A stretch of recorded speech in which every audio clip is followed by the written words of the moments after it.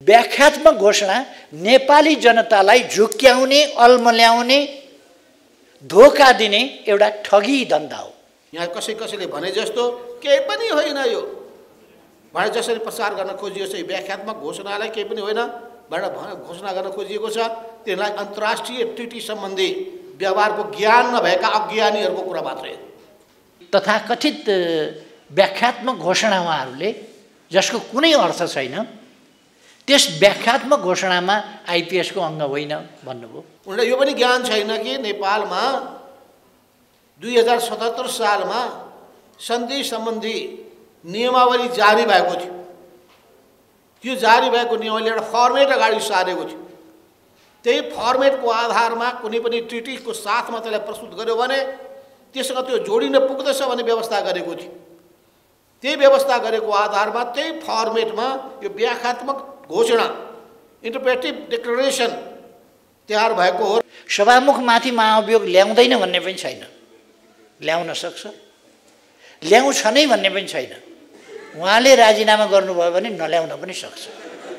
हामी उहाँको राजीनामा पर्खिराखेका छौँ। ससम्मान बहिर्गमित हुनुहोस्, ससम्मान हट्नुहोस्, कमसेकम संसदले निष्कासन गर्नु पर्यो भन्ने नहोस्। सभामुखको पक्षमा हामी दृढताका साथ उभिन्छौँ। सभामुखले राजीनामा दिने, कुरुक्क समर्पण गर्ने, घुँडा टेक्ने केपी ओलीका सामु नचिताए हुन्छ। हामी उहाँको पक्षमा दृढताका साथ उभिन्छौँ। जुन सभामुखले संसदको गरिमाको रक्षा गरिनु भएको छ, जसले सांसदहरूको अधिकारको रक्षा गर्नुभएको छ, उसमाथि त्यो धारे हात लगाउने, आरोप लगाउने, त्यस्तो दुश्चेष्टा गर्ने, अपमानपूर्ण व्यवहार गर्ने। मेरो अपमान भयो, मान चाहियो, सम्मान चाहियो।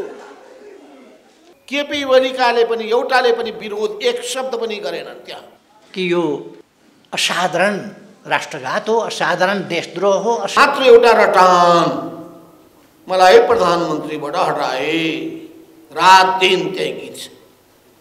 हटाउँछ नि त, मलाई पनि उहाँले हटाएकै हो, झलनाथ खनाललाई पनि उनले हटाएकै हुन्, शेरबहादुरजीलाई अर्कोले हटाएकै हो। यो त भइरहन्छ। केपी ओली फेरि प्रधानमन्त्री भयो भने नेपालको सर्वनाश हुन्छ। उहाँको म थर भन्न चाहन्न, कसले भनेको भन्नु। अधिनायकवादी प्रवृत्ति बोकेको कारणले गर्दा पैदा भएको। यसको सम्पूर्ण दोषी कोही छ भने केपी ओली। यो सरकार ढाल्न खोज्यो भन्ने त बन्नै नदिन खोज्या हो। हामीले त ढाल्न खोज्यो भन्ने त नयाँ कुरो भयो र। त्योभन्दा अगाडि बन्नै नदिन खोज्या हो। यो सरकार बन्नै हुँदैन थियो। यो देशका लागि दुर्भाग्य हो, लोकतन्त्रका लागि दुर्भाग्य हो। पछाडिए पनि खुट्टा माथि उचालेर मेरो खुट्टा त माथि नै छ भनेर देखाएर पराजित भएर हताश भए पनि छैन हताश भन्दै नक्कली आफ्नो पोस्चर देखाउने कोसिस पनि भइरहेछ। अहिले एमसीसीको प्रसङ्ग आएपछि होइन, अहिलेको गठबन्धन बनिएको यो परमादेशी सरकार असंवैधानिक छ, अनुचित छ। यो अलोकतान्त्रिक ढङ्गले निर्माण भएको छ, असंवैधानिक ढङ्गले निर्माण भएको छ र यसको जन्म हुनुपर्ने ठाउँमा नभएर झाडीमा, यो कुनै प्रकारको अवैध सम्बन्धबाट पैदा भएको सरकार हो, झाडीमा जन्मिएको छ। ओली एन्ड कम्पनीबाट यस्ता कुराहरू हामी सुनिरहेका थियौँ। हामी चुनावमा कोही मिलेर लड्छन् कि एक्लै लड्छन् कि के गर्छन् कि त्यो हामीलाई धेरै मतलब छैन। 5 दलीय गठबन्धन तोड। नेकपा एमाले चुनावी मुकाबलाका लागि कुनै पार्टीलाई एक्लै आऊ 1 by 1 भनेर भन्दैन, यसरी बोलाउँछ आऊ भनेर। 5 वटा मात्रै होइन, जतिवटा छन् आए हुन्छ। एउटा प्रमुख पार्टीका प्रमुख नेताको हामीले वक्तव्य सुन्यौँ र अमेरिका भनिरहेको छ आइपिएसको अङ्ग होइन। अहिले उहाँहरू भन्नुहुन्छ आइपिएसको अङ्ग होइन। अस्ति तथाकथित व्याख्यात्मक घोषणा उहाँहरूले, जसको कुनै अर्थ छैन, त्यस व्याख्यात्मक घोषणामा आइपिएसको अङ्ग होइन भन्नुभयो। अस्ति आइपिएसको अङ्ग हो भनेर बेथल्नु। यसर्थ यसलाई सहज ढङ्गले, स्वस्थ ढङ्गले, यसभित्र राजनीति नगरिकन एउटा विकास परियोजनाको रूपमा यसलाई अगाडि बढाउनु पर्ने थियो। तर देशमा हुडलो मचाउन खोज्ने, देशमा मतभेद सिर्जना गर्न खोज्ने, द्वन्द्व सिर्जना गर्न खोज्ने र तपाईहरुले यस बीचमा सुन्नुभएको छ पटक पटक। अब साधारण आन्दोलनले भएन, शाकाहारी आन्दोलनले भएन, अब 64 को जस्तो गर्नु पर्यो, उस्तै पर्यो भने हामी जंगल जान सक्छौं आदि इत्यादि। यस्ता धाक धक्कुहरू नेपाली जनताले सुन्नु पर्यो। नेपाली जनतालाई तर्साउन, धम्क्याउन खोजियो यस प्रसङ्गमा। किन खोजियो? त्यसका पछाडी अरु वास्तविक कारण केही पनि देखिँदैन। धम्क्याएर, त्रसित बनाएर आफ्ना कुरा माथि पार्न खोजेको मात्र देखिन्छ। यस्तो अवस्थामा सभामुखको बनाइरह्यो। पटक पटक म यो पेश गर्दिन भन्ने र हामीले उसमा पनि भनेका छौं, वक्तव्यमा नि भनेका छौं कि यो पेश गर्न भन्दा त यहाँ रगतको खोलो बग्छ, म मर्न तयार छु, मारिन तयार छु आदि आवेगपूर्ण, उत्तेजनापूर्ण अभिव्यक्तिहरू उहाँका आए। र यसरी उहाँहरूले यसलाई यस्तो विषय बनाउनु भयो कि यो असाधारण राष्ट्रघात हो, असाधारण देशद्रोह हो, असाधारण देशका विरुद्धको विषय हो भन्ने कुरा गर्नुभयो। र उहाँहरूले आफ्ना कार्यकर्ताहरूलाई सडकमा हिंसात्मक ढङ्गले उतार्नुभयो। हिजो सुनियो, हिजो सुन्दा हामी त राष्ट्रिय मेलमिलाप चाहन्छौँ, सडक भत्काएर, ढुङ्गा हानेर, टाउका फुटाएर, प्रहरी घाइते बनाएर, विपक्षी दलका नेताका गाडीमा ढुङ्गा हानेर हामी त राष्ट्र एकजुट बनाएर लान चाहन्थ्यौँ। यस्ता खालका नकली कुराहरू उहाँहरूले गर्नु। कार्यकर्ता सडकमा भिडाउने, आफूहरू यता सत्ता कसरी जोगाउने भन्ने कुरा, गठबन्धन कसरी जोगाउने भन्ने कुरा, एमसीसीमा राष्ट्रघात भएको हो कि होइन तपाईहरुले सोध्नु पर्ने कुरा हो उहाँहरूलाई।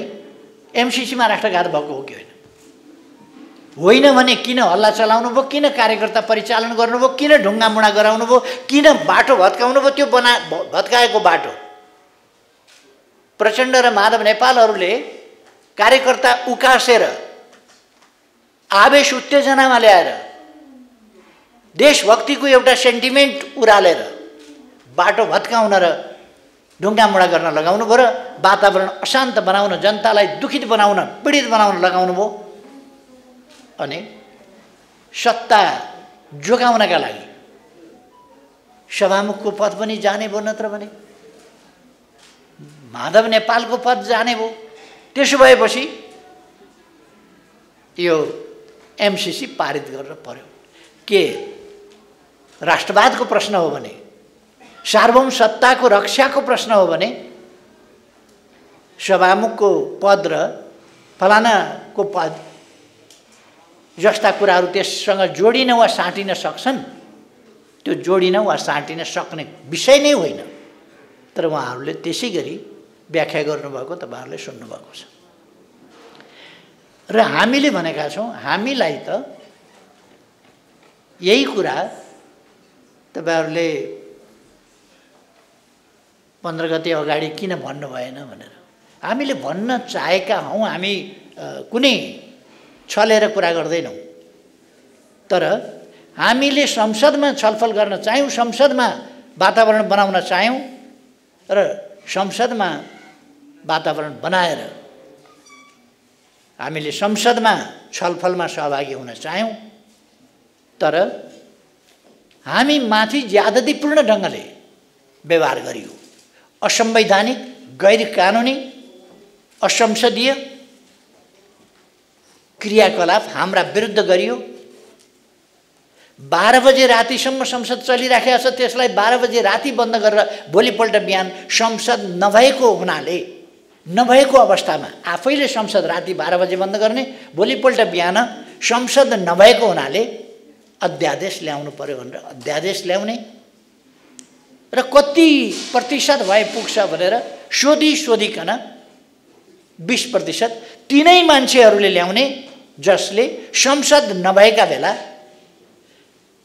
40% सांसद वा 40% केन्द्रीय सदस्य भनेर हामीले अध्यादेश ल्याउँदा चर्को विरोध गरेका थिए, असंवैधानिक, अलोकतान्त्रिक भनेर विरोध गरेका थिए, विभिन्न षड्यन्त्रको आरोप लगाएका थिए। त्यहाँ कुनै षड्यन्त्र थिएन।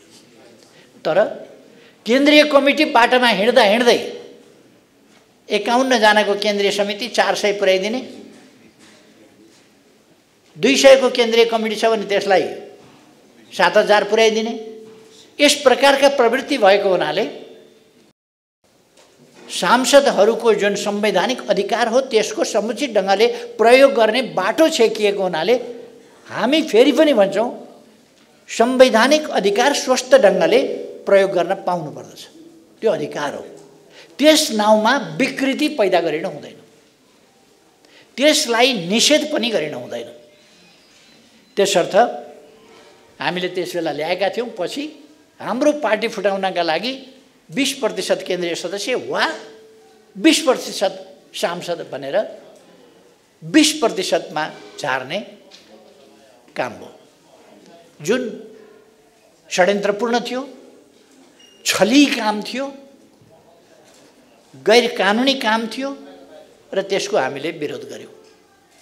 र हामीले पार्टीमा अनुशासनहीन काम गरेका, पार्टी फुटाएका, पार्टीको सरकार ढालेका, अराजक अनुशासनहीन काम गरेर संसदीय मर्यादा, संविधान सबै कुरा उल्लङ्घन गरेका केही त्यस्ता अपराधिक क्रियाकलापमा, राजनीतिक हिसाबले अपराधिक क्रियाकलापमा, पोलिटिकल क्राइम, इल्लिगल कुरा, त्यस्ताहरूमा संलग्न केही व्यक्तिहरूलाई हामीले पार्टीबाट निकाल्यौँ। अरूले पार्टीबाट निकाल्दा 24 घण्टा नभइकन सूचना जारी हुने। हामीले साउन 25 गते निष्कासन गरेको भदौ 1 गते निर्वाचन आयोग र सभामुखमा जानकारी गराइसकेपछि पनि 10 गतेसम्म सूचना जारी नगरेर त्यसलाई मान्यता नदिएर षड्यन्त्रपूर्ण ढङ्गले अर्को पार्टी खोलाउने र एमाले फुटाउने काम गरिएको हुनाले हाम्रो माग फरक थियो। हामी माथिको अन्यायलाई सच्याएर हामी पनि संसदको प्रक्रियामा सहभागी हुने अवसर दियोस् भन्ने हाम्रो माग थियो। त्यसलाई नजरअन्दाज गरिएको हुनाले, त्यसलाई पेलेर जाने नीति लिएको हुनाले,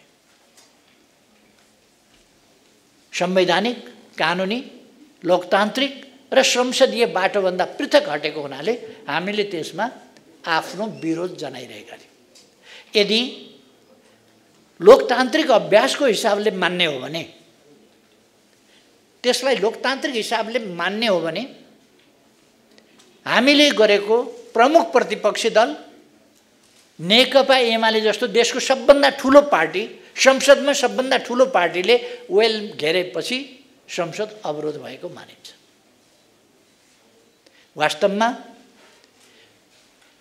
सांसदहरू र सभामुखका बीचमा कुनै त्यहाँ ब्यारिकेड खडा भयो, कुनै ब्यारियर खडा भयो, कुनै व्यवधान खडा भयो भने अघि पछि पनि वक्ता बोल्दैछ भने सभामुख र वक्ताको बीचबाट क्रस गर्न दिइँदैन। त्यो व्यवधान खडा गरेको मानिन्छ संसदीय प्रक्रियामा। कोही वक्ता बोल्दैछ भने सभामुख र बोल्दै गरेको वक्ताको बीचबाट कसैले क्रस गर्न मिल्दैन। यो संसदीय अभ्यास। तर यहाँ सांसदहरू आएर वेल घेर्दा पनि र सांसदभन्दा 2-4 गुणा बढी सुरक्षाकर्मी आएर सांसदहरूले सभामुखतिर पिठ्यौँ फर्काएर बस्दैनन्। सभामुखतिर पिठ्यौँ फर्काउने कुरालाई शोभनीय मानिँदैन, संसदीय मानिँदैन र त्यस्तो व्यवहार स्वीकारिँदैन। तर मर्यादा पालकहरूको पिठ्यौँ पछाडि बसेर सभामुखले गर्व महसुस गर्ने र खुरुखुरु पेलेर सभा सञ्चालन गर्ने, त्यस खालका क्रियाकलाप, असंसदीय क्रियाकलापबाट संसद अवरोध भएको नमानिएर अगाडि बढेपछि हामीले गरेको अवरोध विरोधमा मात्रै सीमित भयो। त्यो यहाँहरूलाई थाहा छ। तपाईँहरू सधैँ गएर संसदीय उसमा लिइरहनु भएको छ रेकर्डहरू। प्रेस वक्तव्यमा सबै कुरा क्लियर के गरेका छौँ भने एमसीसीको सम्बन्धमा अनेक विभिन्न कारणले गर्दाखेरि विवादहरू सृजना गरिए, सृजना भए र यो सृजना गर्ने पहिलो व्यक्ति भनेको केपी ओलीको सरकारका मन्त्रीहरू स्वयं केपी ओली हुन्। किन त्यस्तो आयो? जब यसमा आइपीएसको कुरा जोडियो, इन्डो पेसिफिक स्ट्रेटेजी, त्यो कुरा जोडिसकेपछि यसले समस्या खडा गर्यो। यहाँ तपाईँले पढ्नुभएकै छ कि त्यही बेलामा त्यतिखेरै वास्तवमा भन्नुहुन्छ भने दरबार मार्ग स्थित पेभिलियनमा आयोजित कार्यक्रममा यही केपी ओलीका मन्त्रीहरूले र विभिन्न ठाउँमा उनीहरूले आइपीएसको सन्दर्भमा चर्चा पनि गरेका थिए र यसको नेपाल सदस्य राष्ट्र भयो भन्ने कुरा प्रकाशित पनि भयो। अनि यो सत्य होइन। यदि जनता सडकमा नउत्रिएको भए, यदि हामीले जबरजस्त रूपमा आवाज नउठाएको भए, अमेरिकाकै प्रतिनिधि यहाँ नेपालमा आएर डेभिड जे रन्जले यो आइपीएस अन्तर्गत रहेको भन्ने कुरा बोलेको हामीले सुनेका छौँ। ती सबै कुराको आधारमा हुँदैन भन्ने कुरा नभनेको भए अहिले तपाईँले सुन्दै हुनुहुन्छ कि अहिले त्यो नाम हटाइयो। त्यसलाई अमेरिकाले एमसीसीको सूचीबाट हटाएको कुराहरू हामीले सुन्यौँ। नेपाली जनता अलि ढुक्क भए। कुरो त के हो भन्दाखेरि हामी स्वतन्त्र र असङ्ग राजनीतिमा अगाडि बढ्न चाहन्छौँ। हामी सबै सबैसँग मित्रतापूर्ण सम्बन्ध राख्न चाहन्छौँ। सबैसँग हामी सहयोगको सम्बन्ध राख्न चाहन्छौँ। त्यसमा कुनै दुई मत छैन। अहिले त कुरो के भएको हो भन्दाखेरि जनतामा एक ढङ्गको आशंका खडा भयो र आशंका सृजना गर्ने काम स्वयं केपी ओलीले गरे। त्यो आशंकालाई निमिट्यान्न पार्नका लागि चल्नुपर्ने कामै गरेनन्। धारे हात लगाए, जनतालाई दोष दिए, पार्टीभित्रका नेता कार्यकर्तामाथि लाञ्छना लगाए। मैले मेरो कामको ढङ्ग पुगेन, मेरो बुद्धि पुगेन भनेर आत्मालोचना कहीँ गरेनन्। त्यस हुनाले यी सबैले समस्या खडा गरेको हो। र उनका वक्तव्य हेर्नुहोस् त, यस्ता मर्यादाहीन शब्दहरू छन्। अज्ञानता रे, गैर जिम्मेवारपन रे, अविश्वसनीयता रे, अवसरवादी छेपारोपन रे, दललाई प्रतिपक्षी दललाई छक्क्याएर ठगी धन्दा गरेको रे, बलमच्याई गरेको आदि इत्यादि यस्ता यस्ता कति छन् शब्दहरू। लवस्त्रोपन देखाएको रे, सत्ताको लेनदेन गरेको रे, विषाक्त प्रचारबाजी गरेको रे, दिव्य ज्ञान पलाएको रे, के हो लत्रिएको जुङ्गालाई ठाडो पार्ने हतियार रूपमा प्रयोग गरेको रे भनेपछि दिमाग जब बिग्रिसकेपछि मान्छे असन्तुलित हुन पुग्दछ र असन्तुलित दिमागको उपजको रूपमा यो उनीहरूको प्रेस वक्तव्य आएको छ। यस्ता प्रेस वक्तव्यको म निन्दा गर्न चाहन्छु, भर्त्सना गर्न चाहन्छु र उनीहरूको कुनै पनि भ्रममा नपर्न। किन केपी ओलीमा देशभक्तिको भावना छँदै छैन। आत्मसमर्पणवादी नीति अवलम्बन गरेर दक्षिणपन्थी बाटो अँगालेर अगाडि बढेको मान्छे कम्युनिस्ट हुन लायक नै छैन र देशभक्त हुन लायक पनि छैन। त्यस हुनाले म चुनौतीका साथ भन्न चाहन्छु, यदि ठिक हो भने आउनु पर्यो, मैदानमा आउनु पर्यो, हाम्रो सामनेमा, तर्कको मैदानमा, बहसको मैदानमा, तथ्य प्रस्तुत गर्ने ठाउँमा आएर भन्नु पर्यो। त्यसो हुनाले म यति भन्न चाहन्छु कि हामीले यो विभिन्न खालका फैलिएका भ्रम या व्याख्यामा देखिएको अन्योलता, यो सबै चिजलाई प्रष्ट पार्नका लागि केही उपायको खोजी गरौँ भन्दाखेरि हामीले खोजी गऱ्यौँ। यहाँ कसैले भने जस्तो केही पनि होइन, यो भने जसरी प्रचार गर्न खोजियो चाहिँ व्याख्यात्मक घोषणालाई केही पनि होइन भनेर घोषणा गर्न खोजिएको छ। त्यसलाई अन्तर्राष्ट्रिय ट्रिटी सम्बन्धी व्यवहारको ज्ञान नभएका अज्ञानीहरूको कुरा मात्रै। उनलाई यो पनि ज्ञान छैन कि नेपालमा 2077 सालमा सन्धि सम्बन्धी नियमावली जारी भएको थियो। त्यो जारी भएको नियमावली एउटा फर्मेट अगाडि सारेको थियो।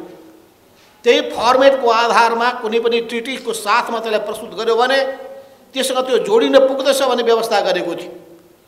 त्यही व्यवस्था गरेको आधारमा त्यही फर्मेटमा यो व्याख्यात्मक घोषणा इन्टरप्रेटिभ डिक्लेरेसन तयार भएको हो र हाम्रो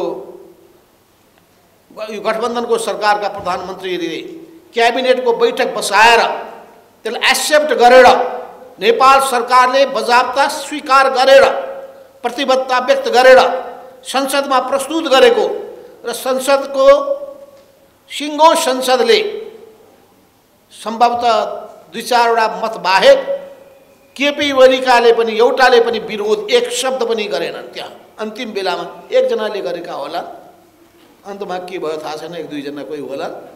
होइन भने त्यो अत्यधिक 2/3 3/4बाट संसदले अनुमोदन गरिसकेपछि र त्यसको बारेमा अमेरिकाले पनि पोजिटिभ रेस्पोन्स, स्वयं हाम्रो छिमेकी देश चीनले पनि पोजिटिभ रेस्पोन्स गरिसकेपछि यसको केही पनि अर्थ छैन भन्ने यत्रो जनताको बीचमा फैलिरहेको छ भ्रम भने त्यसलाई चिर्नुपर्ने आवश्यकता पर्दैन।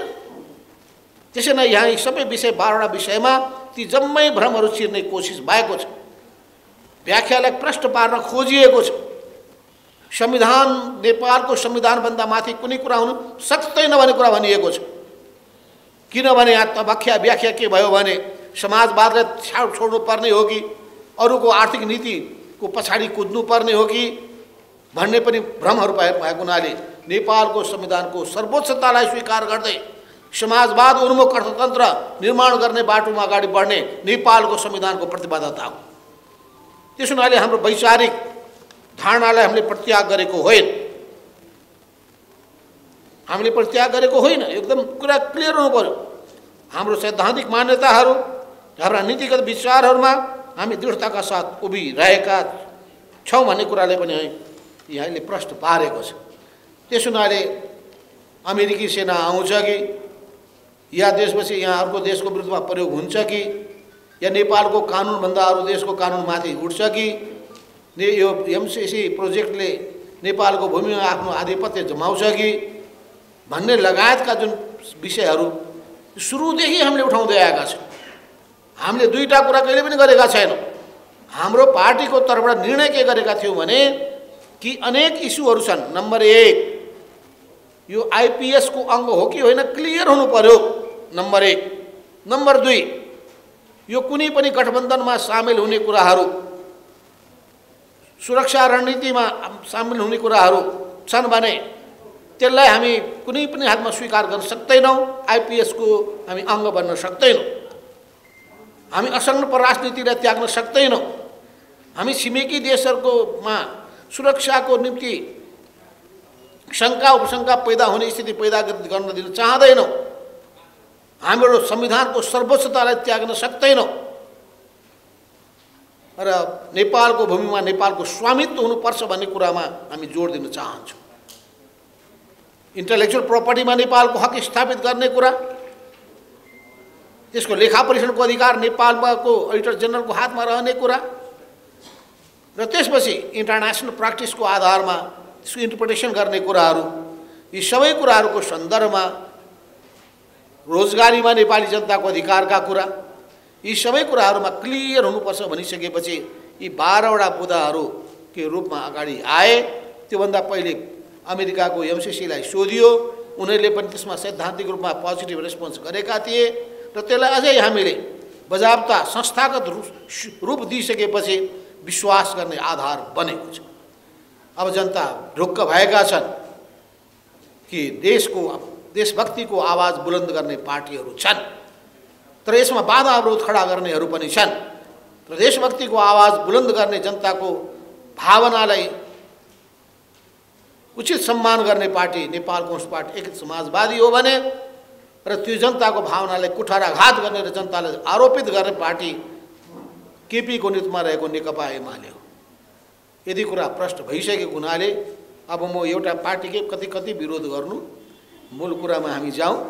मूल कुरा के हो भन्दाखेरि देश अब अगाडि बढेको छ, सबै षड्यन्त्र चकनाचुर भएको छ। हामीलाई निमिट्यान्न पार्न खोज्ने सबै यति 2 हप्तादेखिका षड्यन्त्रहरू एकै मिनेटमा चुटकी बजाएर समाप्त पारिदिएछ। अरू के षड्यन्त्र गर्ने हुन्? फागुन 1 गतेको षड्यन्त्र त्यस्तै थियो, तपाईँलाई थाहा छ। फागुन 1 गते पुरै हामीलाई त्यही दिन हाम्रो पार्टीको अस्तित्वलाई समाप्त पार्ने षड्यन्त्र भइसकेको थियो। हामीलाई थाहा हुँदैन त्यो बालकोटमा के षड्यन्त्र भइरहेछ, थाहा पाइराख्नु पऱ्यो। त्यहाँ अझै हेर्नु पऱ्यो, घरको वरिपरि कुनै सूचना पठाउने हामी कहाँ छन् कि केही पत्ता लगाउनु। केपी ओलीको निन्द्रा हराम भएर त्यहाँ वरिपरिका छिमेकीहरूसँग झगडा गर्न बेर छैन। त्यसो हुनाले सबै कुराहरूको सन्दर्भमा भन्न चाहन्छु कि षड्यन्त्र नगर्नुहोस्, अझै चेत्नुहोस्, बुद्धि सप्रियोस्, पोजिटिभ थिङ्किङ राख्नुहोस्, धारे हात लगाउने कुराहरू नगर्नुहोस्। गलत बाटोबाट अब फर्किनुहोस्, तर सप्ताहमै फर्किनेवाला हुनुहुन्न। तर भिरबाट लड्ने गोरुलाई राम राम भन्न सकिन्छ, कहाँ थाप्न सकिँदैन। सबभन्दा पहिलो कुरा तपाईँहरूलाई यो थाहा छ कि अमेरिकी विदेश विभागले सन् 2019 मा जारी गरेको a free and open Indo Pacific प्रतिवेदनमा एमसिसीलाई आफ्नो हिस्साको रूपमा उल्लेख गर्दै नेपाललाई त्यसको सदस्य राष्ट्रको सूचीमा राख्यो। प्रदीप गेवाली गइसकेपछि ख्याल गर्नुहोस् है। र अहिले यत्राविधि कुराहरू आइसकेपछि नेपालमा यसबारे तीव्र बहस र विवाद भएपछि राजनीतिक पार्टी र नेताहरूले विरोध जनाएपछि सन् 2022 को रिपोर्टमा आइपिएसबाट नेपालको नाम हटाइएको भन्ने कुरा अब सुन्नुभएको छ। यो त सत्य हो। अमेरिकाका अधिकारीले आएर नेपालमा 2019 को मेमा यो एमसिसी सम्झौता अमेरिकी हिन्द प्रशान्त रणनीति अन्तर्गत रहेको छ भनेको सुन्नुभएको हो। अनि त्यसको प्रतिवाद हामीले गरेर गलत गरेका हौँ। अनि अहिले होइन ठिक छ तपाईँहरूको होइन भनेर अमेरिकाबाट आएको जवाब पनि हामीले पायौँ। जब अर्थ मन्त्रालयले पठाएको थियो त्यसमा पनि जवाबमा पनि थियो।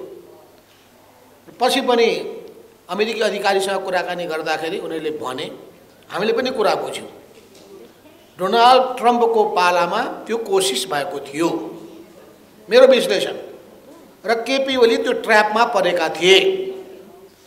नेपाललाई चीन विरोधी क्रियाकलापमा संलग्न गराउने कुरामा केपी ओली फँसेका थिए। तर जब हामीले कुराहरू उठायौँ अनि त्यो पनि यही बिचमा अमेरिकामा पनि राष्ट्रपति परिवर्तन भए, विभिन्न घटनाक्रमहरूलाई विचार गरिसकेर त्यसपछि आइपिएसको यो हिस्सा होइन भनेर अमेरिकाले प्रश्न पार्यो। सबै प्रतिनिधिले भने, आउनेहरूले भने, डेलिगेसनले भने, र त्यसपछि हुँदा त अहिले रिपोर्टबाट पनि नेपालको नाम हटाइयो भने सुन्नु। त्यो केही पनि होइन भनेर चाहिँ अहिले केपी ओलीले भनिरहेका छन्, त्यो 100% गलत। अब दोस्रो कुरो हामीले के भन्यौँ भन्दाखेरि अब यो विभिन्न अन्तर्राष्ट्रिय सन्धि सम्झौताहरूमा हाम्रो तर्फबाट राम्रो ढङ्गले ध्यान नपुर्याएर आँखा चिम्लेर सही गरेको पाइन्छ। र म आफै पनि त्यसमा सहभागी संलग्न भएको मान्छे हो। जब अरुण 3 को प्रस्ताव त्यो बेलामा 2051 सालमा त्यो बेलामा नेपालले स्वीकार गर्न खोजेको थियो, त्यसको विरोध गरेर चिठी पठाएको, वर्ल्ड ब्याङ्कको प्रेसिडेन्टलाई चिठी मेरै हस्ताक्षरले पठाएको मैले नै हो। पछि गएर जब हामी सरकारमा पुग्यौँ त्यस सम्बन्धी डकुमेन्ट बल्ल हेर्ने मौका पायौँ। डकुमेन्ट हेर्दाखेरि आपत्तिजनक कुराहरू थिए। त्यो कुरा राष्ट्रपति वर्ल्ड ब्याङ्कको प्रेसिडेन्टलाई बताएपछि उनको पनि ध्यान आकर्षित भयो र उनले के भन्यो भने यी कुराहरूलाई हामी सुधार गर्न तयार छौँ। कोसिस गर्दा त हुँदो रहेछ नि। त्यसो हुनाले म त ब्युरोक्रेसीलाई पनि भन्न चाहन्छु, मन्त्रीहरूलाई भन्न चाहन्छु, प्रधानमन्त्रीलाई भन्न चाहन्छु कि यो इन्टरनेसनल नेगोसिएसन गर्ने ठाउँमा देशभक्तिको भावना भएका, देशप्रति जिम्मेवार भएका, गहिरो ज्ञान भएका, अनुभव भएका मान्छेलाई मात्रै खटाउने, यसमा ख्याल गर्ने र त्यसपछि त्यहाँ रहेका त्रुटिहरूलाई सच्याउनका लागि तयार भए। त्यसो हुनाले त्रुटि हुँदैनन् भन्ने होइन, छन्, हुने गरेको छ। यहाँ पनि त्यस्तो केही कुराहरू भएका थिए। अहिले पनि त्यसपछि यो पनि ऊ पनि अर्थ लाग्न सक्ने कुराहरू हुने भएको हुनाले फेरि के हुँदो रहेछ यो ट्रिटीमा, एउटाले भन्दै थिए कि कुरा मिलाउँदासम्म सबै ठिक हुँदो रहेछ, दुईटाको बिचको अलि असमझदारी बढिसकेपछि त्यो कमा र फुल स्टपको पनि अर्थको अनर्थ हुँदो रहेछ। तपाईँले सुन्नुभएको होला, रुस र चीनको बिचमा दुईटा परराष्ट्र मन्त्री बस्दाखेरि सम्झौतामा सही गर्दाखेरि 3 दिन 1 हप्ताको समय लाग्यो। कमा फुल स्टप, प्याराग्राफ चेन्ज र प्याराग्राफ कन्टिन्युएसन, त्यस्तो हुन्छ यो। त्यसो हुनाले विचार पुर्याएर गर्नुपर्छ। त्यसैले यहाँ हामीले न्यू खोजेको अनावश्यक रूपमा कुरा उठाएको होइन। फेरि हामीले कहिले चुकेका छैनौँ। हामीले के भनेका छौँ भन्दाखेरि यथास्थितिमा हाम्रो पार्टीको आधिकारिक निर्णय, यथास्थितिमा एमसीसीलाई हामी अनुमोदन गर्न सक्दैनौँ, यथास्थितिमा। र एमसीसीलाई चाहिँ हामीले गरेर 10 किसिमका नारा लगाएनौँ कहिले पनि। हाम्रो पार्टीले सडकमा जाने निर्णय गरेको छैन। तर खास ठाउँमा हामीले कुराहरू उठाएका हौँ। उठाइसकेपछि यथास्थितिमा पास गर्न खोज्ने एउटा पक्ष केपी ओली, यथास्थितिमा पास गर्न खोज्ने र नेपाली कङ्ग्रेस पनि।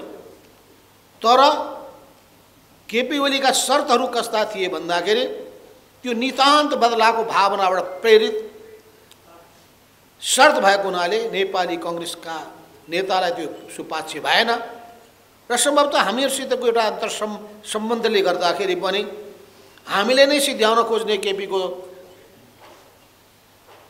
कुत्सित मनसा बुझिसकेपछि सभामुखलाई नै सिद्ध्याउन खोज्ने र हामीलाई सिद्ध्याउन खोज्ने, हाम्रो पार्टीको अस्तित्वलाई मिट्याउन पार्न खोज्ने त्यो नियत देखिसकेपछि नेपाली कङ्ग्रेस अप्ठ्यारोमा परेको र ऊ दुवैतिर थियो।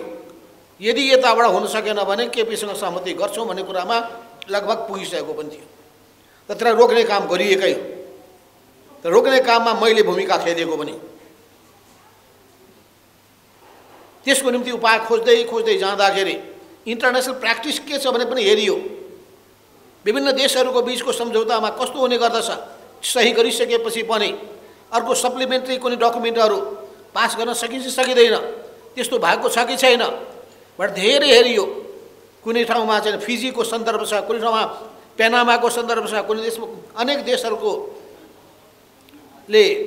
यस्तो चाहिँ डकुमेन्टहरू पास गरेका छन् जसलाई इन्टरप्रेटिभ डिक्लेरेसन भनिन्छ।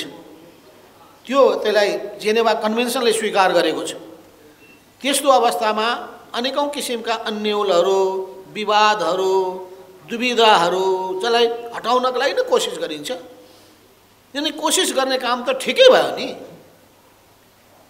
जनतालाई आश्वस्त पार्न खोज्यो र जनताले पनि वास्तवमा आफ्नो आशंका व्यक्त गर्ने सन्दर्भमा कतिपय कुराहरूको भोलि अपव्याख्या हुन सक्ने, अझै त्यो एमसीसी आइपिएसको अङ्ग भएर त्यसपछि समस्या खडा हुन सक्ने, यी सबै कुराहरू भइसकेपछि त्यसलाई चाहिँ क्लियर गर्ने काम मौका सबैले पाए। अमेरिकाले पनि मौका पायो, हाम्रो सरकारले पनि त्यसमा क्लियर आफ्नो पोजिसन राख्ने मौका पाए। बरु आँखा चिम्लेर घुँडा टेकेर समर्पण गर्ने काम केपी ओलीले अहिलेसम्म गरिरहेको छ। चाहिँ तपाईँले यहाँ जुन अहिले उठाउनु भएको छ कि यो स्पेसल दिँदै हिँडिरहनु भएको छ, भएन। स्वाभाविक रूपमा प्रश्न उठिसकेपछि जवाब दिनैपर्छ। र अब भ्रम हामीले सरेका होइनौँ, स्थितिले पैदा गरेको। तपाईँले अर्को भन्नुहुन्छ सभामुखको राजीनामा। सभामुखको पक्षमा हामी दृढताका साथ उभिन्छौँ। सभामुखले राजीनामा दिने, कुरुक्क समर्पण गर्ने, घुँडा टेक्ने केपी ओलीका सामु नचिताए हुन्छ। हामी उहाँको पक्षमा दृढताका साथ उभिन्छौँ। जुन सभामुखले संसदको गरिमाको रक्षा गरिदिनु भएको छ, जसले सांसदहरूको अधिकारको रक्षा गर्नुभएको छ, उसमाथि त्यो धारे हात लगाउने, आरोप लगाउने, त्यस्तो दुश्चेष्टा गर्ने, अपमानपूर्ण व्यवहार गर्ने, सभामुखको गरिमाको रक्षा नगर्ने, त्यसो भए केपी ओलीको यो प्रवृत्ति अत्यन्तै असभ्य, अनसिभिलाइज्ड र गलत छ। यसपल्ट जुन प्रस्ताव संसदमा पेश भयो, त्यो प्रस्ताव निर्णयार्थ प्रस्तुत गरिएको प्रस्तावको रूपमा नआइकन प्रस्ताव पेश गरियो, जो कानुन सम्मत छैन। कानुनले के भन्छ भने एउटा अधिवेशनमा पेश गरिएको प्रस्ताव त्यो अधिवेशनभित्र यदि निर्णयार्थ प्रस्तुत भएन र कुनै निर्णयमा गएन भने त्यो अधिवेशनको समाप्तिसँगै त्यस प्रस्तावको अस्तित्व समाप्त हुन्छ। अर्को अधिवेशनमा अर्कै प्रस्ताव फेरि सरकारले प्रस्तुत गर्नुपर्छ। तर यहाँ 3 वर्ष अगाडि 6वटा जति अधिवेशनभन्दा अगाडिको अधिवेशनमा प्रस्तुत गरिएको भनिएको प्रस्तावलाई अहिले प्रस्तावै पेश नगरिकन गैर कानुनी ढङ्गले डेड मृत प्रस्ताव, अस्तित्वमा नरहेको प्रस्तावलाई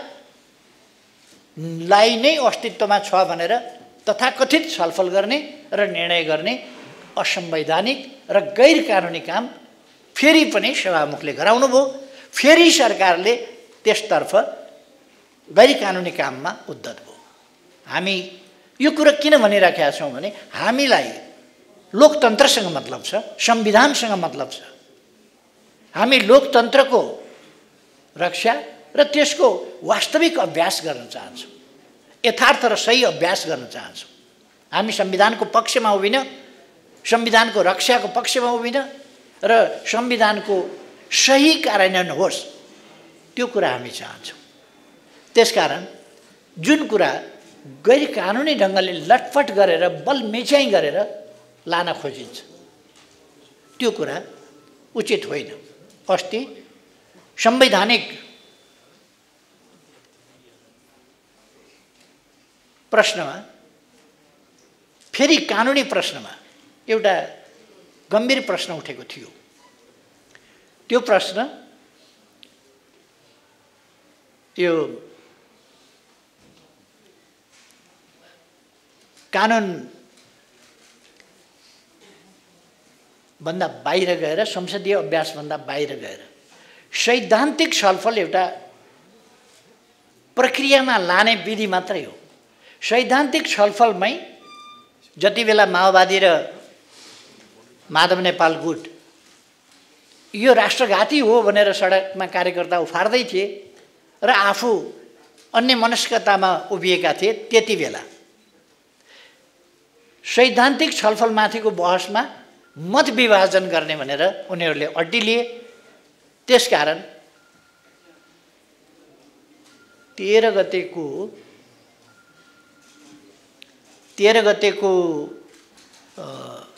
छलफल अगाडि बढ्न सकेन। त्यसै कारण 14 गतेको छलफल पनि अगाडि बढ्न सकेन र त्यो कुरामा हाम्रो विरोध रह्यो, किनभने त्यो संसदीय अभ्यासको कुरो होइन। त्यसो हो भने त बहुमतले कहिल्यै पनि छलफलै गर्न दिन्न, डिभिजन माग्छु छलफल हुँदैन भनेर कुनै पनि प्रस्ताव, सरकार त बहुमतमा त हुन्छ नै, सरकारले ल्याएको कुनै प्रस्तावमाथि छलफलै हुन नदिने भयो, किनभने उसले सैद्धान्तिक छलफललाई नै निषेध गरिदिन्छ। यस खालको बाटो लिन खोजेपछि यो अत्यन्तै गैर संवैधानिक कुरा हो। हामी त सहभागी हुन पाइरहेका थिएनौँ प्रक्रियामा, तर पनि यो अत्यन्त गैर संवैधानिक कुरा हो, असंवैधानिक कुरा हो र गैर कानुनी कुरा हो र यो लोकतन्त्रको मूल्य, मान्यता र मर्म विपरीतको कुरा हो, कानुनको व्यवस्थाभन्दा विपरीतको कुरा हो। हामीले पनि त्यसलाई चाहिँ रेसिस्ट गर्यौँ। अब एमसीसी हामीले यसमा भनेका छौँ एमसीसी पारित भइसकेको छ। सधैँ विवाद मात्रै गरेर यो त पारित भइसक्यो, अब यसलाई कार्यान्वयनमा हेर्नुपर्नेछ र यसको सही राष्ट्रिय हितको पक्षमा, देशको विकासको पक्षमा, हाम्रो सार्वभौमसत्ता र स्वाधीनतामा स्वतन्त्रतामा अलिकति पनि कुनै प्रावधानले तलमाथि नपर्ने गरी यसको कार्यान्वयन हुनुपर्छ। यदि कुनै हिसाबले देशको सार्वभौमसत्तामा, स्वाधीनतामा, स्वतन्त्रतामा वा हाम्रो राष्ट्रिय हितमा, राष्ट्रिय स्वाभिमानमा कहीँ पनि तलमाथि पार्न खोजियो भने नेकपा एमालेलाई त्यो मान्य हुन सक्दैन। हामी मान्दैनौँ भनेर हामीले पहिले नै भनेका छौँ। यो हामी सहँदैनौँ।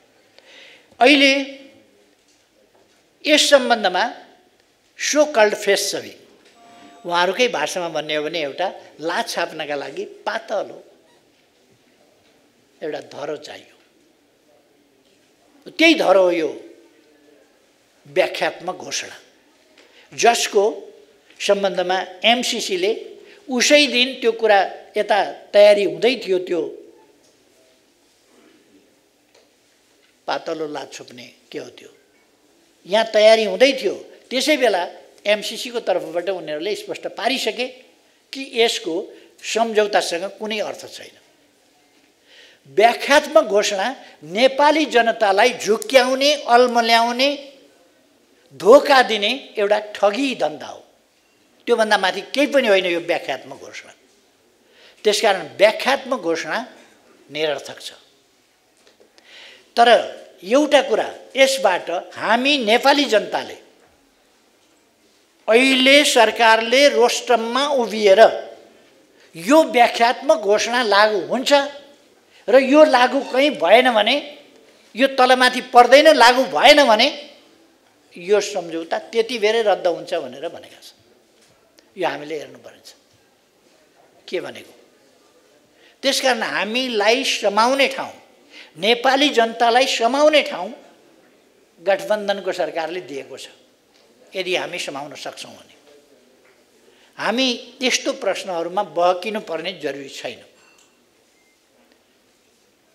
हामी यी प्रसङ्गहरूमा हामीले हाम्रो वक्तव्यमा नि भनेका छौँ, हामी हाम्रा छिमेकीहरूसँगको सुमधुर सुसम्बन्ध, सन्तुलित सम्बन्ध र पारस्परिक हित, लाभ र सम्मानका सम्बन्धहरूमा महत्त्वका साथ ध्यान दिन्छौँ। त्यस विपरीत हामी कुनै हिसाबले कुनै व्यवहार, अरू प्रकारका व्यवहार कहीँबाट हुन दिँदैनौँ।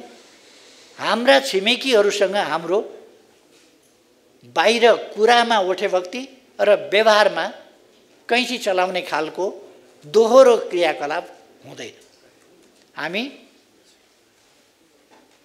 जे भन्छौँ त्यही गर्छौँ, जे गर्छौँ त्यही भन्छौँ र हामी मित्रतापूर्ण, भरपर्दो र विश्वसनीय सम्बन्ध हाम्रा छिमेकीहरूसँग राख्छौँ। हाम्रा दात्री राष्ट्रहरू, हाम्रा सहयोगी सरकारहरू, हामी कार्य गर्ने हाम्रा विकासका साझेदारहरू, सरकार वा संस्था सबैसँग पनि हामी सुमधुर सम्बन्ध राख्छौँ र हाम्रो देशको हितमा त्यस्ता कुराहरूलाई प्रयोग गर्छौँ। यसमा हामी स्पष्ट छौँ र सबैलाई हामी स्पष्ट पनि पार्न चाहन्छौँ।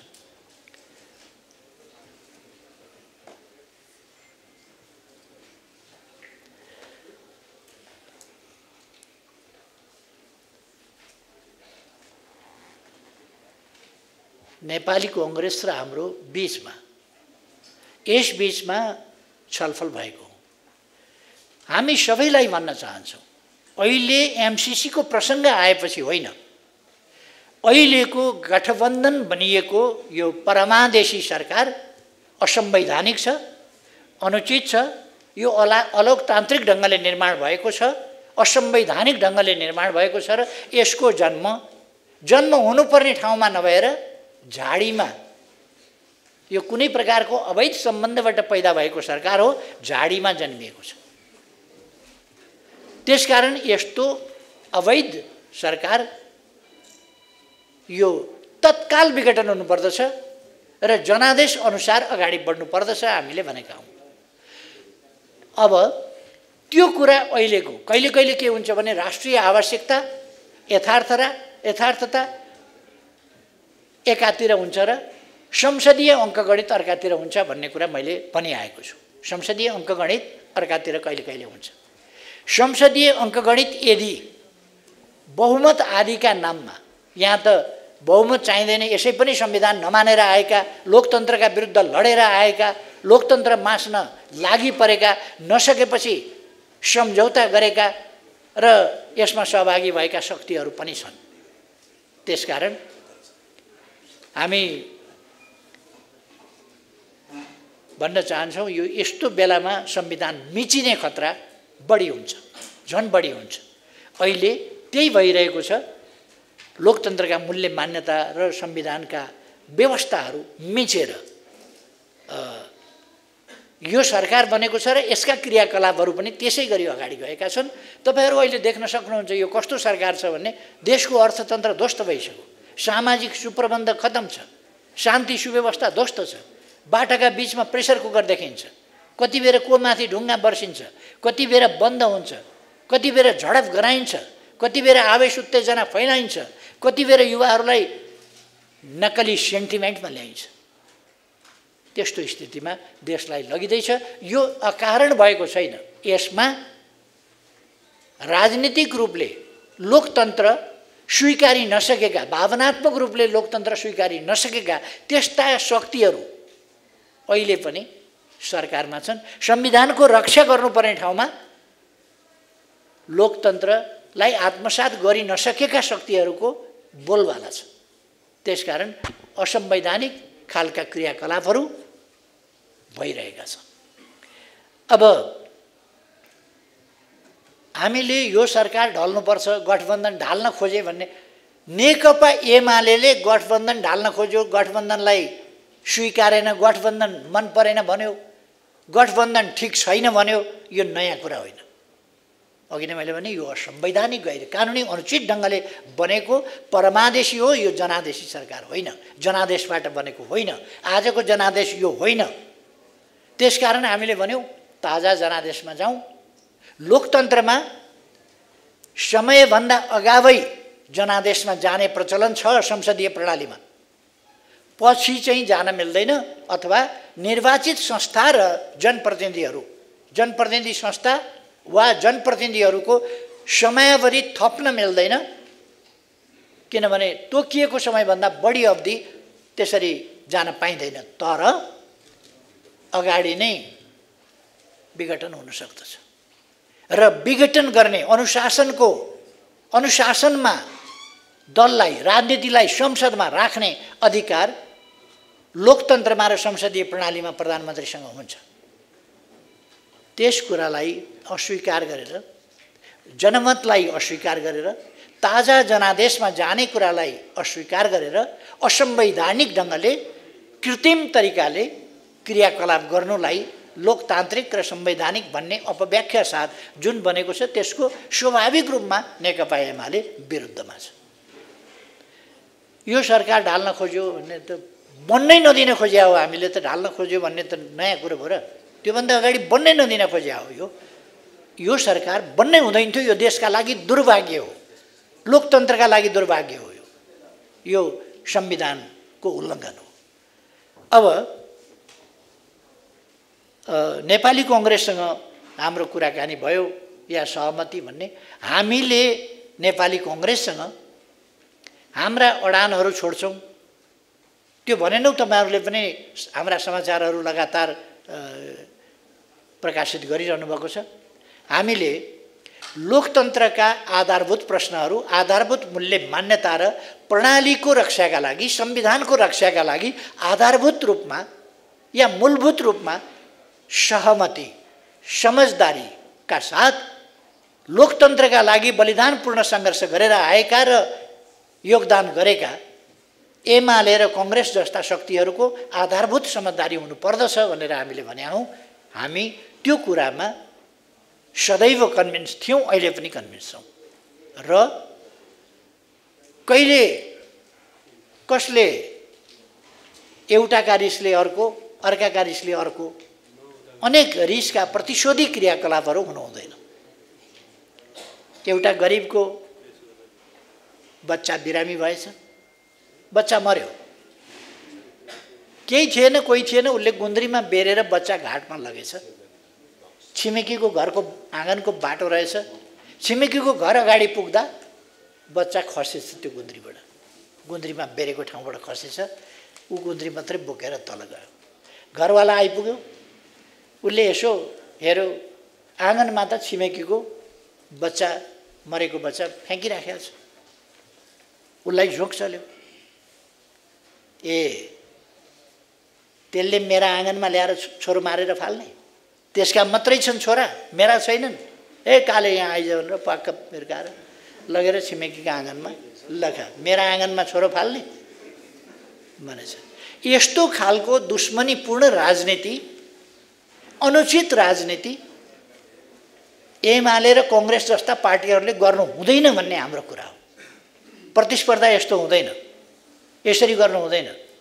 कहिले एउटाले लोकेन्द्र बहादुर बोक्या छ, लोकेन्द्र बहादुर बोक्या देखेपछि हाम्रा छैनन् छोरा भनेर बोलाएर पक्क पारेर अर्काले फेरि सूर्यबहादुरलाई एकदम डोलीमा चढाएर बोक्या छ। कहिले एउटाले छोरी बोक्या छ, कहिले एउटाले बाउ बोक्या छ। यस्तो गरागर नगरौँ भन्ने हाम्रो कुरा हो। फेरि पनि यही कुरा नेपाली कांग्रेसले कायम राख्छ भने नेकपा एमाले बाध्य हुन सक्छ। यसको पनि फेरि संयम, यसको संयमको पनि त सीमा होला, अवधि होला। त्यसकारण हामी नेपाली कांग्रेससँग लोकतन्त्रको पक्षमा, यहाँ एमालेको पक्षको कुरा होइन, यो गठबन्धनको राजनीति जस्तो एमाले राजनीति गर्दैन, लोकतन्त्रको पक्षमा, हामीले प्राप्त गरेका उपलब्धिको पक्षमा हामी काम गरिरहेका छौँ।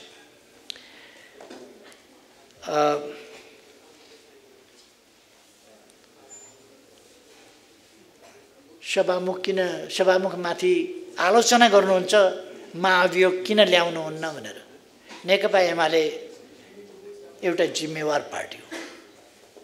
भरसक सक्छु भन्ने बित्तिकै के कति बेर कसरी गर्ने भन्ने कुरा हेक्का नराखिकन खुरुखुरु गर्दैन।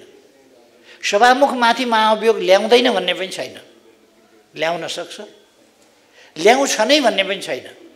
उहाँले राजीनामा गर्नुभयो भने नल्याउन पनि सक्छ। हामी उहाँको राजीनामा पर्खिराखेका छौँ। ससम्मान बहिर्गमित हुनुहोस्, ससम्मान हट्नुहोस्, कमसेकम संसदले निष्कासन गर्नु पर्यो भन्ने नहोस् भन्ने पनि हामी सोचिरहेका छौँ। उहाँका क्रियाकलापहरू अनुचित छन्, तर त्यो अनुचित क्रियाकलापलाई सच्याउने वा कुनै व्यक्तिप्रति पुनिटिभ एक्सन लिँदा कस्तोसम्म लिने, कसरी लिने, कति बेला लिने भन्ने कुरा नेकपा एमाले विचार गर्छ।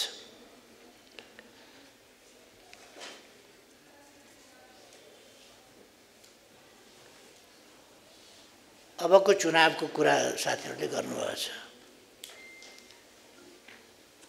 हामीलाई राम्ररी थाहा छ, प्रचण्ड र माधव नेपालहरूलाई एमसीसी राष्ट्रघाती नै हो भन्ने उहाँहरूले भन्दै आउनुभयो, लाग्या पनि हुनसक्छ।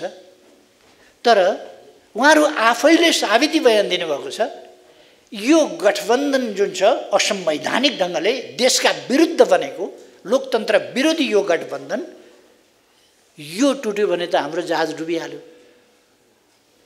एकजना, उहाँको म थर भन्न चाहन्न, एकजनाले त के भाषण गर्नुभयो भने केपी ओली फेरि प्रधानमन्त्री भयो भने नेपालको सर्वनाश हुन्छ।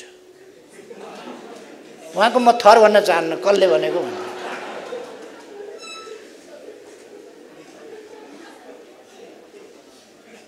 त्यो किन आत्तिनु भयो उहाँ त्यति साह्रो? नेपालको पार्टी पनि ध्वस्त हुन्छ अरे, चुनावमा पनि नेपालको पार्टीले धुलो चाड्छ अरे। नेपाल समाप्त हुन्छ भनेर। अनि एमसिसी पास भएको त त्यस कारणले भन्नुहुन्छ उहाँहरूको हैसियतले एक्लै चुनावमा जान दिँदैन। उहाँहरूको हैसियतले राम्रै बुझ्नुभएको छ। उहाँहरूको कुनै फ्युचर छैन, भविष्य छैन, त्यो बुझ्नुभएको छ। त्यसकारण खोलो तर्नु पर्यो भने अलिक मान्छे एउटाले अर्कोलाई अर्कोले अर्कोलाई अर्कोले अर्कोलाई समातेर अनि लस्करै भएर तर्छन्, ताकि बगाइहाल्यो भनेदेखि लस्करैले तानेर बाहिरदेखि काले तानेर फेरि निकालौँ भनेर। उहाँहरूको हालत त्यही छ। यसो हेर्नुहुन्छ, एमाले नामको गडगडाएको खोलो छ, पारी कसरी पुग्ने? हात समातेर जान खोज्नुहुन्छ। एकजना त अस्तिका दिनबाट फुत्किनु भयो, क्या हो, बग्नु भयो एकजना। अब 4वटा बाँकी। चुनावका लागि उहाँहरूको गठबन्धन उहाँहरूलाई आवश्यकता छ, देशलाई होइन। त्यसर्थ उहाँहरूको कुरा हो। हामी चुनावमा कोही मिलेर लड्छन् कि एक्लै लड्छन् कि के गर्छन् कि त्यो हामीलाई धेरै मतलब छैन। अस्ति बोल्दाखेरि भनेको थिएँ, नेकपा एमाले चुनावी मुकाबलाका लागि कुनै पार्टीलाई एक्लै आऊ 1 by 1 भनेर भन्दैन, यसरी बोलाउँछ आऊ भनेर। 5वटा मात्रै होइन, जतिवटा छन् आए हुन्छ, मिलेर आए हुन्छ। एक्लै चुनाव लड्न र जित्न एमाले सक्षम छ। अब कोही डराए पनि के गर्ने, यो सत्य त भनिदिनै पर्यो। यसले गठबन्धन कायम राख्न उहाँहरूले अहिले नै बिचराहरूका घुँडाका छाला गइसकेका छन्, पेन्ट खोलेर हेर्नुहोस्। अब के हुने हो? तसर्थ अबको चुनावमा तपाईहरुले स्थानीय तहको चुनाव भनेको कि पछिल्लो भनेको जुन भए पनि तपाईहरु परिणाम पर्खनुस्, परिणाम हेर्नुस्। आज एउटा कुरा, बिहान एउटा कुरा, दिउँसो एउटा कुरा, आफ्टरनुनमा अर्को कुरा, बेलुका अर्को कुरा, राति अर्को कुरा, भोलि बिहान अर्कै कुरा। अमेरिकातिर फर्क्यो अर्कै कुरा, अर्कोतिर फर्क्यो अर्कै कुरा, कार्यकर्तातिर फर्क्यो अर्कै कुरा, गठबन्धनमा गयो अर्कै कुरा, कांग्रेससँग गयो अर्कै कुरा। ओहो, एउटा चिनिया नाटक हुन्छ, त्यस नाटकमा हिरो हुन्छ एउटा, त्यसले यस्तो मकुण्डो लगाएको हुन्छ, चट्ट आउँदाखेरि ऊ एउटा बादशाह भएर बादशाहको मकुण्डोमा देखिन्छ। यस्तो गर्दाखेरि मुन्टो हल्लाउँदा ऊ बादशाहकी श्रीमती अथवा साम्राज्ञी भएर महिलाको चेहरा त्यहाँ देखिन्छ। यसो गर्ने बित्तिकै जर्नलको चेहरा देखिन्छ, यसो गर्ने बित्तिकै काम गर्ने मान्छेको चेहरा देखिन्छ। यसो अमेरिकातिर झट्याक्क पारेर हेर्दा यो एमसीसी सम्झौता गर्छन्। के हो यो भनेर भन्दा सेप्टेम्बर 29 को दोहोरो हस्ताक्षर दायाँ बायाँ सही छाप भनेको सुन्नुभएको होला नि। दायाँ बायाँ सही छाप पार्टीले गरेको, सरकारको काममा पार्टीले सही गरेर, प्रधानमन्त्रीले अर्को एउटा व्यक्तिसँग, अर्को एउटा पार्टीको के हैसियत हो थाहा छैन, कबुलियतनामा। अनि यता कार्यकर्तातिर फेरि झ्याट्ट अनुहार पार्यो, क्रान्तिकारी, देशभक्त, राष्ट्रवादी कामरेडहरू यस्तै लडतरा आन्दोलन ल्याउन हुँदैन। अब बलिदानपूर्ण उहिलेका कुरा सम्झिएर जेल जान पर्छ भने पनि जाने, मर्न पर्छ भने पनि मर्ने, कसो यता उता अर्को खालको। यसर्थ यी खालका कुराहरूको अन्त्य नेपालले खोजेको छ, नेपाली जनताले अन्त्य खोजेको छ। अर्को भन्नुभयो प्रचण्ड र माधवले काम गर्न दिएनन् मलाई भन्नुभयो। अब फेरि त्यही भन्न जनताका बिचमा जानुहुन्छ कि भनेर। तपाईले राम्रो पुरा कुरा सुन्नु भएको छैन कि सुन्नुहुन्न कि सुन्न खोज्नुहुन्न कि हामीले काम गर्न दिएनन् मात्रै भनेको छैन, जति काम गर्न खोजेका थियौँ त्यति दिएनन्। काम गरेको छैन हामीले। बाटा हेर्नुहोस्, कति बाटा बनेका छन्, तथ्याङ्क आँकडा हामीले निकालिदिएका छौँ। पुनर्निर्माणको काम कति भएको छ त्यो हेरेका छौँ। एयरपोर्टहरू हेर्नुहोस्, तपाईँ इन्टरनेसनल एयरपोर्ट यहीँ काठमाडौँको इन्टरनेसनल एयरपोर्ट हेर्न जानुहोस् त। मेरो नेतृत्वमा सरकार बन्नभन्दा अगाडिको अवस्था कस्तो थियो, अहिलेको अवस्था कस्तो छ। यदि यस बिचमा कथम कदाचित तपाईँहरू नजाने त कुरै भएन, तर तपाईँहरू कोही पुगेको थिएन भने तपाईँहरूले भिन्नता अवश्य देख्नुहुन्छ, बाटाहरूमा देख्नुहुन्छ। अहिले अलिकति खाल्डा पारे होलान् माओवादी कार्यकर्ता र माधवका कार्यकर्ताहरूले उखेलेर ओरेर त्यो कतै आगो लगाउने, कतै चाहिँ नि भत्काउने, कतै के गर्ने गरिराखेका थिए, त्यसले अलिक बिगार्या होला। तर पनि बाटाघाटा तपाईँहरूले देख्नुभएको छ। हामी कति काम गरेका छौँ त्यो कुरा देशले देखेको छ। अनि तपाईँहरूले देख्नुभएको छैन। हामी गर्न पाएनौँ, गर्न सकेनौँ होइन, गरेका छौँ। हामीले यो काम गरेका छौँ भनेर, अरू जस्तो अरूको आलोचना मात्रै होइन, हामीले यो काम गरेका छौँ भनेर लिएर जनताका बिचमा जान्छौँ। त्यसर्थ जनताका बिचमा त्यसरी जान्छौँ र हामीले भने जस्तो तपाईँहरूले देख्नै भएको छ। ओहो, उता देशमा काम गर्यो, विभिन्न परियोजना, नयाँ आयोजना, नयाँ दृष्टिकोणका साथ अगाडि बढायो। सामाजिक सेवाको क्षेत्र होस्, इन्फ्रास्ट्रक्चरको क्षेत्र होस्, विद्युतको क्षेत्र होस्, सञ्चारको क्षेत्र होस्, अरू विभिन्न क्षेत्रहरूमा, कृषिको होस्, उद्योगको होस्, सबै क्षेत्रमा हामीले गरेका कामहरू ती छन्। घरमा फर्कियो, फेरि पार्टीमा आयो, दन्तमा जाम, यो भएन, त्यो भएन, मलाई पुगेन, मेरो अपमान भयो, मान चाहियो, सम्मान चाहियो। बल्ल मलाई चाहिँ नि फिलिङ भयो, अध्यक्ष भएको जस्तो फिलिङ भयो बल्ल। यो फिलिङ अझै पुरा हुन पाउनु पर्यो। अहिले मलाई छोडिदिनु पर्यो, अहिले यो गरिदिनु पर्यो।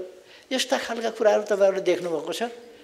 कहिल्यै काममा छलफल हुन नदिने, कामका विषयमा छलफल हुन नदिने, झमेला मात्रै पार्टीमा सिर्जना गर्ने, सरकारमा आफ्ना भनेको मान्नेहरूलाई लिएर व्यवधान खडा गर्ने, गति रोक्न खोज्ने, यी सबै कुराहरू तपाईँहरूले देख्नुभएको छ। त्यसका बावजुद हामीले काम गरेका छौँ। यिनीहरूले व्यवधान गरेकै हुन्। त्यसकारण मैले धेरै भनिरहनु पर्ला जस्तो लाग्दैन। यस मैले गरेको अहिलेको संक्षिप्त व्याख्याबाट तपाईँहरूले बुझ्नुभएकै छ। एमसिसी यथास्थितिमा, यो भ्रम नपार्नु कि कुनै सुधार गरेर यथास्थितिमा पास हुँदैन भन्थे नि, अनि घरमा गएर यिनले पढेको हो यो कुरा भनेर घरमा गएर पढेको कुरो एमसिसीमा लागु हुन्छ? त्यस्तै त हो नि, घरमा गएर पढे जस्तै हो। यथास्थितिमा जुन सम्झौता हो त्यही सम्झौता पारित भएको छ। जुन सम्झौता भएको थियो त्यही सम्झौता, र जनतालाई धोका दिने कोसिस भएको छ। यसमा हामीले यहाँ भनेका छौँ। यस्तो धोका दिएको पटक देख्दै ती पार्टीका कार्यकर्ताहरू होला, विभिन्न कारणले भावनात्मक, पुरानो लिगेसी सम्बन्ध अनेक होला, तर बुझिकन जानिकन जब गलत ठाउँमा लगिराखेको छ भन्ने थाहा पाएपछि एउटा उहिले पेड फाइपर अफ के हेमलिन कि के भन्ने थियो, एउटा पेड फाइपर अफ हेमलिन। एउटा सहरमा मुसाले साह्रै दुःख दिएपछि एउटा अर्को सहरबाट चाहिँ खोजेर ल्याएछन् एउटा बिन बजाउनेवाला, बाँसुरी बजाउनेवाला मान्छे भाडामा, अनि उसले बाँसुरी बजाउँदै लगेर सबै मुसाहरूलाई समुद्रमा छोडेछ। पछि तिनीहरूले पैसा दिएनन्, उसले फेरि फिर्ता ल्याइदियो सहरमा मुसाहरू। तर एउटा कुरा के हो भने आजको हाम्रो युवा जमातले एउटा मान्छेले जनयुद्ध भनेर बाँसुरी बजायो, जनयुद्धमा 17,000 मान्छे लाइन लागेर मर्न तयार हुने, अर्कोपल्ट अर्को भन्यो एमसिसी राष्ट्रघात भन्यो, अब अर्को भन्यो फेरि गठबन्धन टुट्ने भएको हुनाले यो जोगाउनु पर्यो, त्यसकारण पास गर्नु पर्यो भन्यो। जता जता बाँसुरी फर्काएर बजायो त्यतै त्यतै आजको युवा पङ्क्ति कुद्ने, आजका बुद्धिजीवी, आजको संसार जगत, आजको सचेत दुनियाँ एउटा मान्छेको गलत बाँसुरीका पछाडि नै कुद्ने। यो कुरा उचित हुँदैन। त्यसकारण म सबै साथीहरूलाई यस्ता भ्रमहरूबाट, यस्ता धोकाहरूबाट मुक्त हुन र कमसेकम आफ्नो बुद्धिको प्रयोग गरौँ, देशप्रति इमान्दार बनौँ, देशका निम्ति काम गरौँ, देशका निम्ति लडौँ। त्यसका निम्ति के गर्नुपर्छ मैले भनिरहनु पर्ला जस्तो लाग्दैन। हामी देशका निम्ति काम गर्नका निम्ति सबै महानुभावहरूलाई आह्वान गर्दछौँ, आउनुहोस् सँगै मिलेर देश बनाऊ। अब अहिले यति, साथीहरूको अरू केही जिज्ञासा भए पछि भनौँ न। धन्यवाद। बजेट प्रस्ताव नै संसदबाट अनुमोदन भएको हो त अलिकति प्रश्न पारिदिनु भए राम्रो हुन्थ्यो।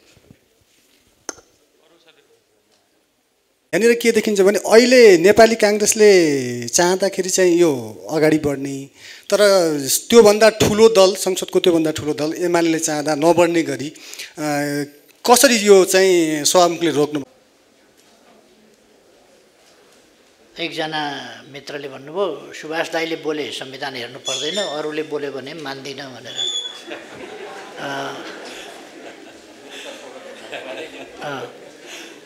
सुभाषजी प्रतिको विश्वासलाई म धन्यवाद भन्न चाहन्छु। तपाईँको मैले भनेको कुरा संविधान र संसद प्रतिनिधि सभा नियमावलीको व्यवस्था बमोजिम भनेको हुँ। तपाईँलाई विश्वास लागेन भने आफै पल्टाएर हेर्नुहोस्, त्यो बढी विश्वासिलो होला। आफै गएर किताब पाइन्छ नि, तपाईँसँग छैन भने बजारमा पाइन्छ। आफै पल्टाएर हेर्नुहोस्, खोज्नुहोस्, त्यति कमसेकम दुःख गर्नुहोस्। एउटा अधिवेशनमा प्रस्तुत प्रस्ताव त्यस अधिवेशनमा निर्णय भएन भने त्यो स्वतः समाप्त हुन्छ, त्यो प्रस्तावको वैधता रहँदैन। अर्को अधिवेशनमा सरकारले फेरि अर्को प्रस्ताव, त्यही प्रस्ताव पनि हुनसक्छ तर नयाँ ढङ्गले प्रस्तुत गर्नुपर्दछ, अनि मात्रै त्यो त्यस अधिवेशनको प्रस्तावको रूपमा अगाडि बढ्छ। त्यो हाम्रो संवैधानिक र कानुनी व्यवस्था हो। अहिले सम्भवतः त्यो पोस्टरको प्रदर्शन जारी नै छ होला। मैले भर्खरै यो केपी ओली नेतृत्वको नेकपा एमाले जारी गरेको प्रेस वक्तव्य सरस्वती वाचन गर्ने मौका पाएँ र के बोलिरहेका छन् भन्ने कुरा पनि थोरै त्यसका केही सङ्केतहरू पनि सुन्ने मौका पाएँ। स्वाभाविक रूपमा क्रियाले प्रतिक्रिया जन्माउँछ र प्रतिक्रियाको सिलसिला अगाडि बढ्छ। भ्रम पैदा गर्नेहरूले भ्रम पैदा गर्न खोज्छन्, भ्रम निवारण गर्नेहरू तथ्यको आधारमा त्यसलाई चिर्ने कोसिस गर्दछन्। जसको पक्षमा तथ्य हुन्छ, जसको पक्षमा सत्य हुन्छ, जित उसैको हुन्छ। तपाईहरुले लगातार सुनिरहनु भएको थियो कि एमसीसी को सन्दर्भमा हामी एउटा धारणा बनाउँछौं र त्यो धारणा संसदमा प्रस्तुत गर्छौं र धारणाको आधारमा उपयुक्त निर्णय गरेर कदम चाल्छौं भनेर ओली एन्ड कम्पनीबाट यस्ता कुराहरू हामी सुनिरहेका थियौं। सुन्न त सुनिरहेका थियौं, अन्तमा के देख्यौं हामीले? अन्तमा न समर्थन न विरोध, न समर्थन न विरोध, अझै भन्ने हो भने एउटा प्रहसन जस्तो स्थिति बन्यो, तमाशा। जसले एमसीसी अगाडि बढाउनका लागि सारा थोक गर्यो ऊ मुख दर्शक भएर बसेको छ। मुख दर्शक भएर बसेको छ। त्यो के कारणले भन्दाखेरि अरू केही पनि होइन, त्यो हाम्रो पार्टी नेपाल कम्युनिस्ट पार्टी एकीकृत समाजवादीको अस्तित्वबाट आतंकित भएर हो। हाम्रा सांसदहरूको उपस्थिति देखेर विचलित भएर हो। र तपाईहरु सबैलाई थाहा छ हामी वैधानिक रूपमा स्थापित भएको पार्टी हो। सर्वोच्च अदालतको फैसला अन्तर्गत सरकार गठन गर्ने 76(5) अन्तर्गतको सरकार गठन गर्ने सन्दर्भमा कुनै व्हिप लाग्दैन। फरक विचार व्यक्त गरेको वा फरक